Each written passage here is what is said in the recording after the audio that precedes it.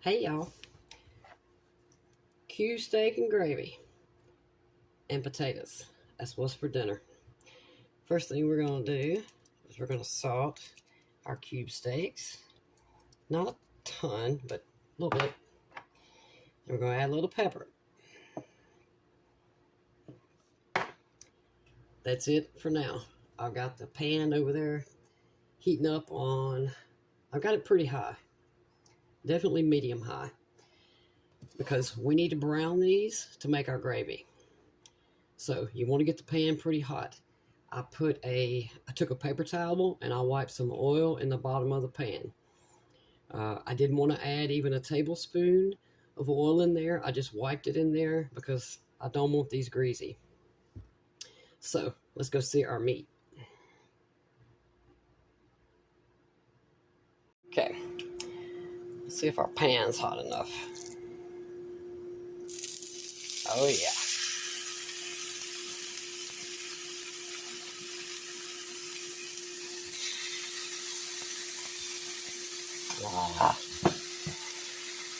I put them seasoned side down, and now I'm going to add more salt and pepper to this side. That's more pepper. Oh, that smells good. I can smell that browning. A little bit more salt.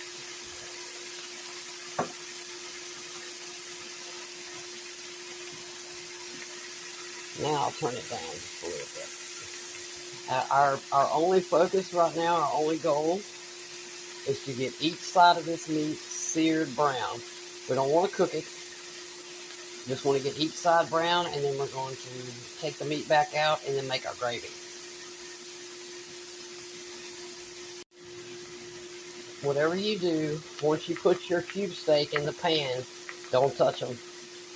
If you try to move them at all, you're going to mess up our sear on the bottom. So we need to wait a couple of minutes and let it get good and seared and sealed. And then you can easily lift these up to flip them over. But I should have mentioned that to begin with. When you put them in the pan, just put them down and walk away. Okay, they should be seared enough on the first side so I can flip them over.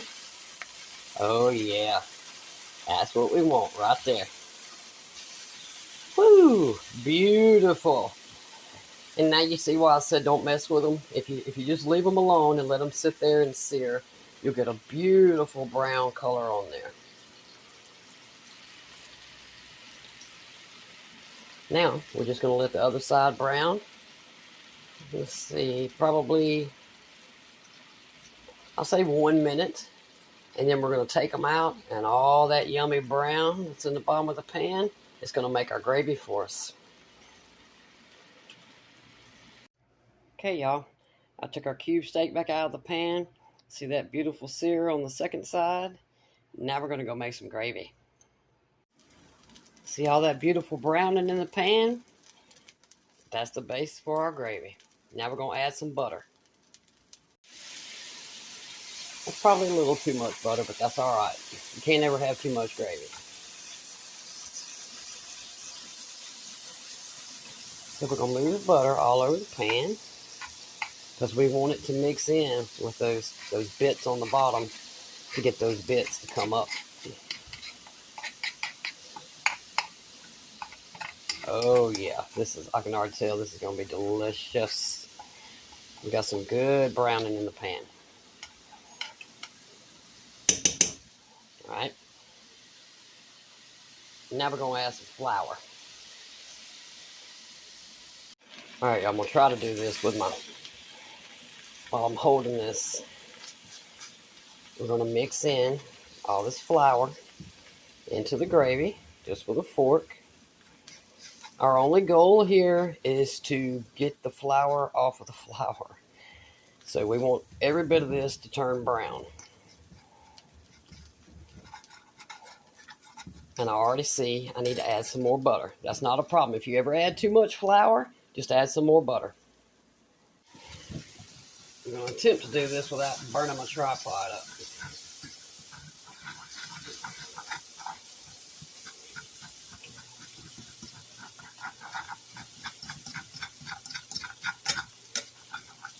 We'll get all them bits up.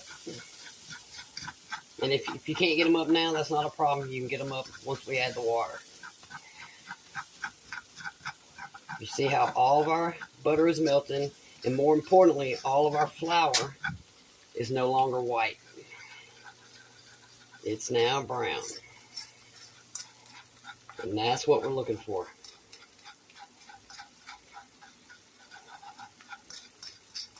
Now, we can stop right here, or we can make it even darker. So I'm going to make it just a little bit darker. Just be careful, because we've got the heat up kind of high. You don't want to burn your gravy. You just want to make your gravy.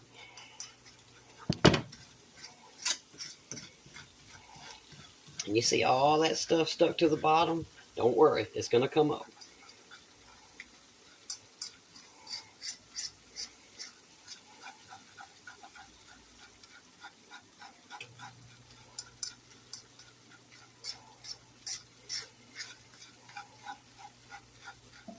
Oh, this is going to be so good. Woo! Okay. Oh, stick a fork in. All right. Now then, we're going to add some onion powder.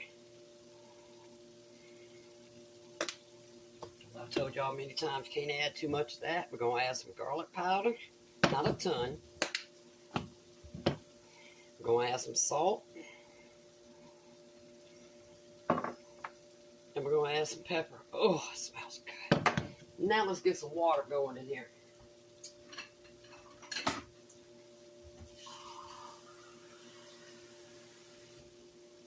I'm going to start with a cup.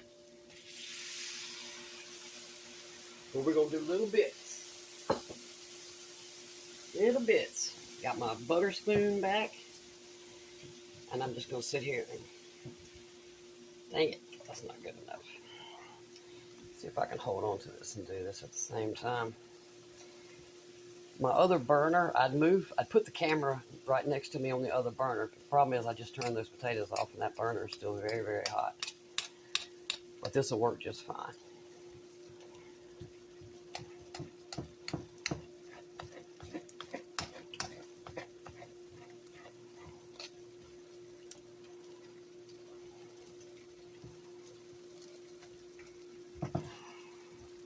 Oh, forgot one important little thing here. We got to add just a splash of Worcestershire sauce. If I can do this one-handed. Just a little splash, not much.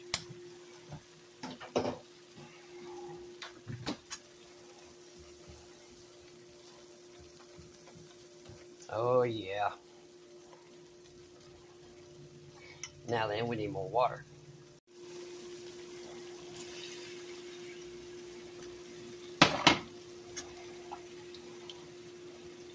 And you just keep stirring.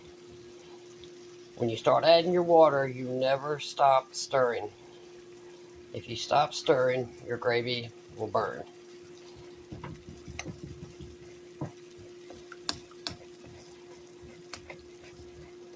Now I'm gonna use the side of the spoon. I should probably get a wooden spoon. We're gonna scrape up all them yummy bits off the bottom.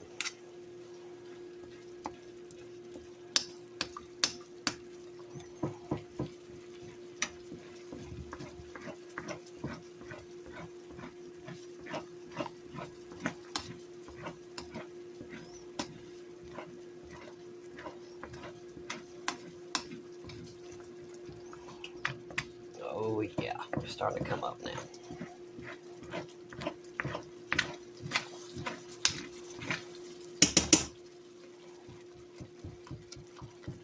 Now let me get some more water. And now I can turn this down.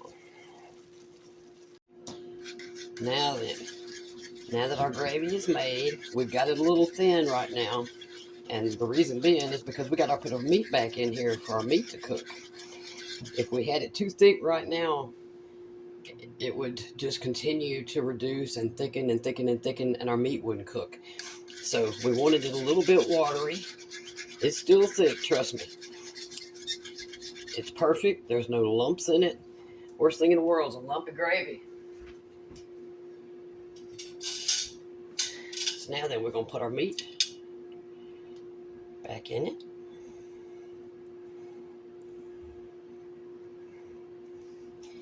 And we need a little bit of juice that's on this plate is also going right back in there. That's what makes it taste so good. Now then,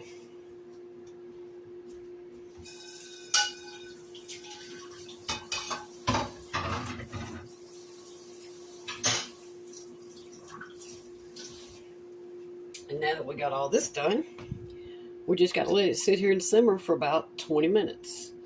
And that's about how long it'll take me to get our potatoes made. So,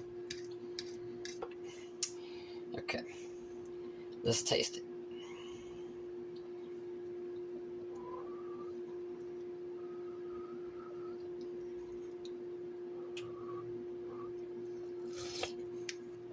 Oh, oh my God. Oh yes.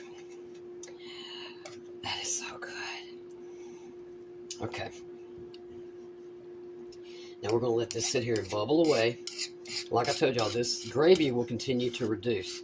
So that's why we've got this down low. And I just want the meat to cook slowly anyway, so it'll tender up and it'll fall apart. And that's what we want. So on low, just going to let that sit here and simmer away, and I'm going to go get our potatoes made. I'm making some potato casserole. Now, since it's only me, I'm only boiling 5 potatoes at about, I don't know, that long. But it will be enough to fit into an 8x8 baked dish when we go to put them in the oven. For now, just got the water in. I'll put the water an inch above the potatoes. And these will boil for about 45 minutes until my knife goes all the way through with no resistance. I'll be back. Our potatoes are boiled. I just got them sitting right here just in case any more liquid needs to come out of them. But I only have them sitting here so they'll cool off so I can peel them. And then we'll mash them up. Okay, y'all. While our potatoes are very, very hot, I peeled them and I didn't mash them up. I just kind of cut them up and mashed them a little bit. We're going to add butter. That's probably about, I don't know, maybe 2.5 tablespoons. We're going to add sour cream. Liquid out, because there's always liquid in sour cream. We're going to add a huge chunk of that.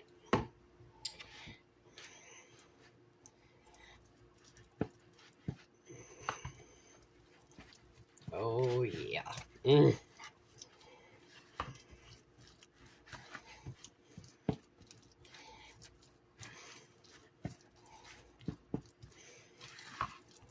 Oh, these are going to be fantastic.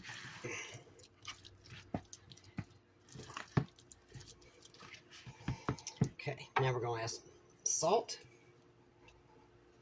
I don't know, probably 1/4 teaspoon. Going to add some pepper.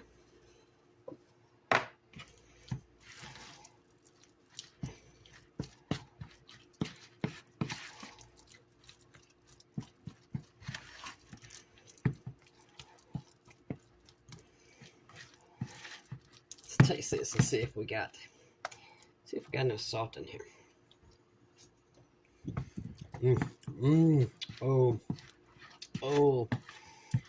Oh, that's delicious. And because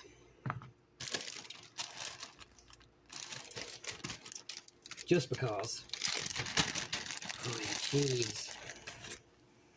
Now this is the cheese that I had left over from those bulk burritos that I still can't believe I didn't use all of.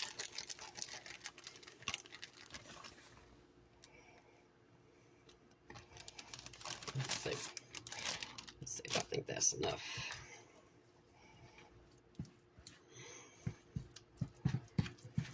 That'll be enough for now. We'll add a little bit more to the top. I got my oven preheating to 350. Let me grab the pan. Okay. Try not to get in y'all's way this time. Bad about putting my arm up right there. I'm sorry. Actually, I think this pan's a little bit too big. Oh, that's too big. That's all right. No point me going and getting another one.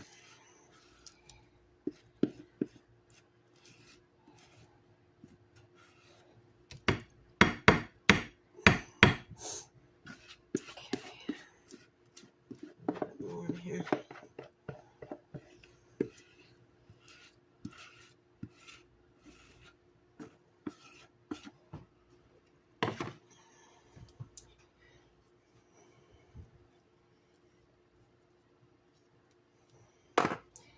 Now,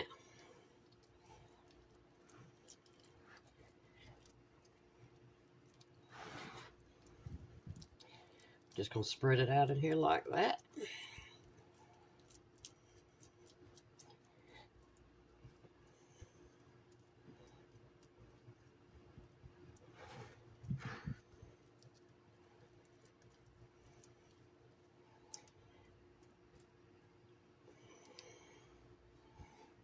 Perfect. Now we're going to add some more cheese to the top.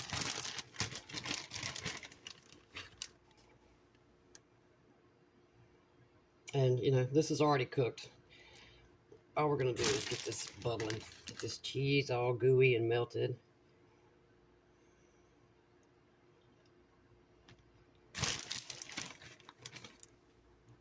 Get a little bit of, maybe a little bit of crunch on the top.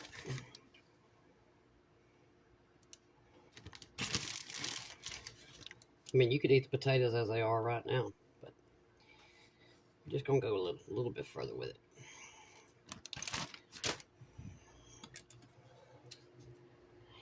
In a 350 oven for maybe 20 minutes. Here's our potatoes just out of the oven. Oh, hear that sizzle? And here's our cube steak and gravy. I don't know about y'all, but I'm starving. Let's eat.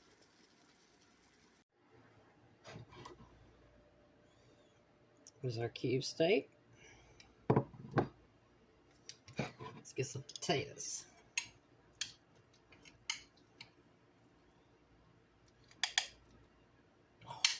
Oh.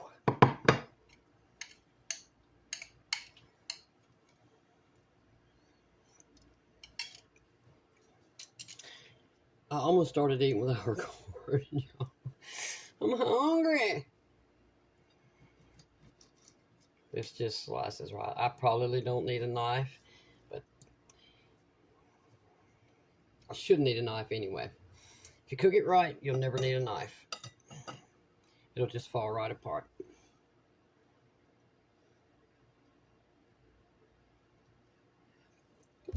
Mmm. Mmm. Cube steak has got to be one of my favorite cuts of meat, honestly. Second only to roast. Mm. Look at these cheesy potatoes.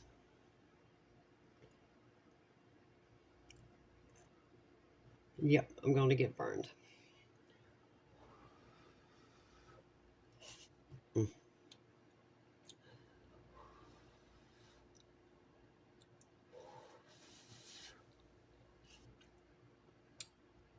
There goes my mouth water. Mmm. Hot, hot, hot. Mmm. That's delicious.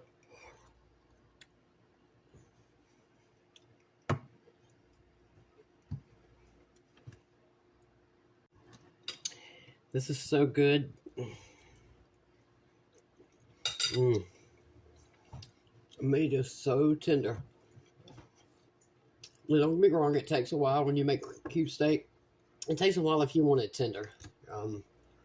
If you don't cook it long enough, it's going to be tough.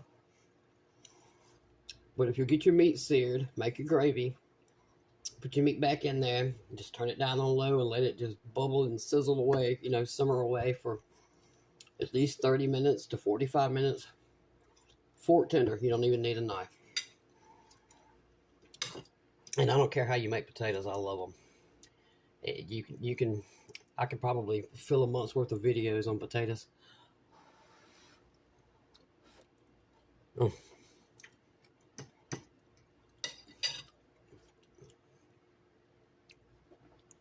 Cube steak, homemade gravy, potatoes with sour cream, butter, and cheese, baked in the oven. Y'all give this dish a try. Thank you for watching. See you later.